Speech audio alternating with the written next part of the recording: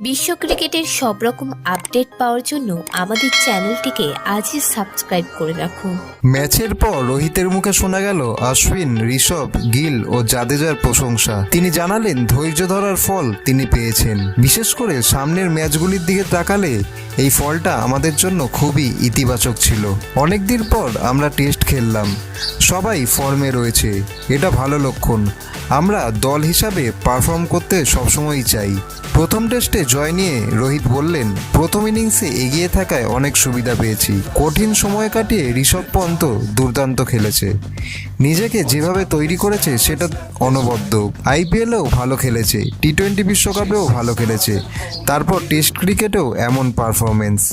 Pant test cricket খেলতে ভালোবাসে, তা আমরা সবাই জানি। অনেকদিন পর ও লাল বলের ক্রিকেটে নেমেছিল।